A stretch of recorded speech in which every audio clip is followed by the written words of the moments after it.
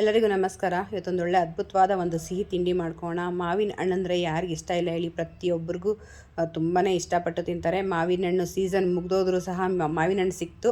So ಅದರಲ್ಲಿ ಈ sweet ಮಾಡ್ತಾಯಿದ್ದೀನಿ. ನೆಕ್ಸ್ಟ್ ಲೆವೆಲ್ ಆಗಿತ್ತು. ಮಾವಿನ ಹಣ್ಣು ಸಿಕ್ಕಿದ್ರೆ ಮಿಸ್ ಮಾಡದೆ ಈ ರೀತಿ ಮಾಡ್ಕೊಳ್ಳಿ. ನೋಡಿ, 2 ಮಾವಿನ ಹಣ್ಣು ತೊಗೊಳ್ತಾ ಇದ್ದೀನಿ. ಇದ್ರ ಮೇಲೆ ಸಿಪ್ಪೆ ತೆಗೆದು ಪಲ್ಪ್ ತೊಗೊಳ್ಬೇಕು.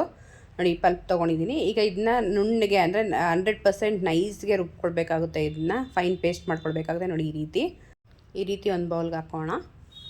ಮತ್ತು ಸಕ್ಕರೆ ಒಂದು 2 ಸ್ಪೂನ್ ಅಷ್ಟು ಬೇಕಾಗುತ್ತೆ ಅಷ್ಟೇ, ಜಾಸ್ತಿ ಏನು ಇದಕ್ಕೆ ಬೇಕಾಗಿರಲ್ಲ ಸಿಹಿ. ಪಲ್ಪನ್ನ ಹಾಕೋಣ ಒಂದು ಪ್ಯಾನ್ಗೆ ಹಾಕ್ಕೊಂಡು ಒಂದು 2-3 ನಿಮಿಷ ಇದು ಕೈ ಆಡಿಸ್ಕೊಳ್ಬೇಕು. ಸ್ವಲ್ಪ ಪಲ್ಪ್ ಅನ್ನೋದು ಬೇಯಬೇಕು, ಆವಾಗ ಚೆನ್ನಾಗಿರುತ್ತೆ ಬರ್ಫಿ ಅನ್ನೋದು. ನೋಡಿ, ಈ ರೀತಿ ಕೈ ಆಡಿಸ್ತಾ ಇರಬೇಕು, ಇಲ್ಲಾಂದರೆ ತಳ ಹಿಡಿಯೋ ಚಾನ್ಸಸ್ ಇರುತ್ತೆ. ಸೊ ನೋಡಿ, ಈಗ 2 ಸ್ಪೂನಷ್ಟು ಸಕ್ಕರೆ ಹಾಕೋಣ. ಜಾಸ್ತಿ ಸಕ್ಕರೆ ಇಲ್ಲಿ ಬೇಕಾಗಿರಲ್ಲ, ಯಾಕೆಂದರೆ ಮಾವಿನ ಹಣ್ಣಲ್ಲೇ ತುಂಬ ಸಿಹಿ ಇರೋದ್ರಿಂದ ನಮಗೆ ಅದು ಕನ್ಸಿಸ್ಟೆನ್ಸಿನೇ ಸಾಕಾಗುತ್ತೆ. ಸ್ವಲ್ಪ ರುಚಿಗಿರಲಿ ಅಂತ ಹಾಕ್ಕೊಂಡ್ರೆ ಸಾಕಾಗುತ್ತೆ. ನೋಡಿ, ನೀಟಾಗಿ ಈ ರೀತಿ ಕುಕ್ ಮಾಡ್ಕೊಳ್ಬೇಕಾಗುತ್ತೆ. ನೀಟಾಗಿ ಈ ರೀತಿ ಬೇಯಿಸ್ಕೊಂಡ್ರೆ ಸಾಕು. ಹಾಲಿನ ಪೌಡ್ರು ಒಂದು 2 ಸ್ಪೂನು ಹಾಕಿ, ಸ್ವಲ್ಪ ಒಂದು 4 ಸ್ಪೂನಷ್ಟು ನೀರು ಹಾಕಿ ಚೆನ್ನಾಗಿ ಮಿಕ್ಸ್ ಮಾಡ್ಕೊಂಡು ಹಾಕ್ತಾಯಿದ್ದೀನಿ. ನಾವು ಆಗಿನ ಹಾಕಿ ಮಿಕ್ಸ್ ಮಾಡ್ಕೊಳ್ಬೋದು. ಪೌಡ್ರು ಗಂಟು ಆಗೋ ಚಾನ್ಸಸ್ ಇರುತ್ತೆ. ಸೊ ಅದರಿಂದ ನಾವು ಈ ರೀತಿ ಆಗಿ ಮಾಡೋದ್ರಿಂದ ತುಂಬ ಚೆನ್ನಾಗಿರುತ್ತೆ. ನಮಗೂ ಮಾಡೋದಕ್ಕೂ ತುಂಬಾ ಸುಲಭ ಆಗುತ್ತೆ. ಈ ರೀತಿಯೇ ಮಾಡ್ಕೊಳ್ಳಿ. ನೋಡಿ, ಇದನ್ನು ಚೆನ್ನಾಗಿ ಹೊಂದಿಸ್ಕೊಂಡು ಎಲ್ಲನೂ ನೀಟಾಗಿ ಬೇಯಿಸ್ಕೊಳ್ಬೇಕಾಗುತ್ತೆ. ಒಂದು 5 ಮಿನಿಟ್ಸಲ್ಲಿ ನಮಗೆ ಈ ರೆಸಿಪಿ ಆಗಿಬಿಡುತ್ತೆ. ನಮಗೆ ಟೈಮ್ ಕೂಡ ಜಾಸ್ತಿ ಇಡಿಸಲ್ಲ.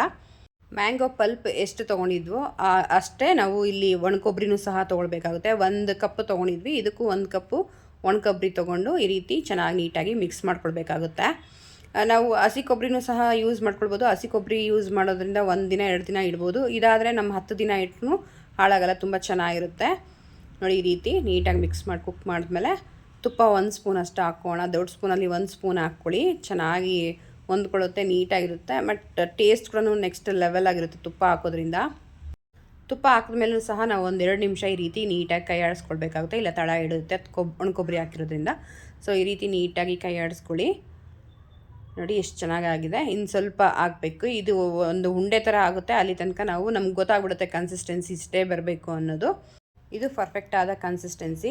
ನೋಡಿ, ನಾವು ಒಂದು ಇದು ಟ್ರೇಗೆ ಹಾಕೋಣ. ಇದು ಬಟರ್ ಶೀಟ್ ಹಾಕ್ಕೊಳ್ಳಿ. ಎಣ್ಣೆ, ಬೆಣ್ಣೆ, ತುಪ್ಪ ಏನು ಬೇಕಾಗಿರಲ್ಲ ಇದಕ್ಕೆ.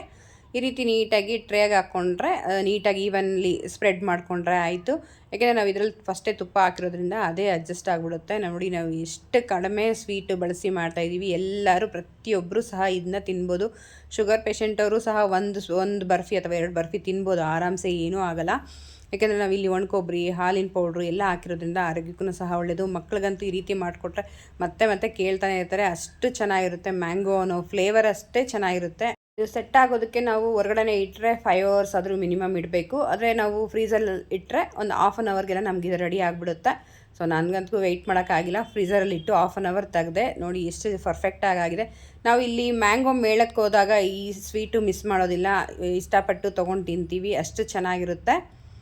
ನೋಡಿ, ಈ ರೀತಿ ಉಲ್ಟಾ ಮಾಡ್ಕೊಂಡು ಬಟರ್ ಶೀಟ್ನ ತೆಗೆದ್ರೆ ನೋಡಿ ಎಷ್ಟು ಪರ್ಫೆಕ್ಟಾಗಿ ಬಂದಿದೆ. ಮೇಲೆ ಡ್ರೈ ಫ್ರೂಟ್ಸ್ನ ಗಾರ್ನಿಷ್ ಮಾಡ್ಕೋಣ. 2 ನಿಮಿಷದಲ್ಲಿ ಮಾಡ್ಬೋದು ಈ ರೆಸಿಪಿನ. ಬಾಯಲ್ಲಿಟ್ಟಂತೂ ಕರ್ಗೆ ಹೋಗುತ್ತೆ, ಅಷ್ಟು ಚೆನ್ನಾಗಿರುತ್ತೆ. ಮಿಸ್ ಮಾಡ್ಕೊಂಬಿಡಿ. ಮ್ಯಾಂಗೋ ಸಿಕ್ಕಿದ್ರೆ ಮಾತ್ರ ಈ ರೆಸಿಪಿನ ಮಾಡ್ಕೊಳ್ಳಿ, ಅಷ್ಟು ಅದ್ಭುತವಾಗಿರುತ್ತೆ. ಈ ವಿಡಿಯೋ ನೋಡಿ ಸಪೋರ್ಟ್ ಮಾಡ್ತಾ ಎಲ್ಲರಿಗೂ ನನ್ನ ಕಡೆಯಿಂದ ಸ್ಪೆಷಲ್ ಥ್ಯಾಂಕ್ಸು, ಧನ್ಯವಾದಗಳು ಹೇಳ್ತಾ ಇದ್ದೀನಿ. ಈ ರೆಸಿಪಿ ಇಷ್ಟ ಆಗಿದೆ ಅಂತ ತಿಳ್ಕೊಳ್ತಾ ಹೊಸ ರೆಸಿಪಿಯೊಂದಿಗೆ ಮತ್ತೆ ಸಿಗೋಣ. ಅಲ್ಲಿ ತನಕ ಟೇಕ್ ಕೇರ್, ಬಾಯ್. ನಿಮ್ಮ ದಿನ ಶುಭವಾಗಿರಲಿ.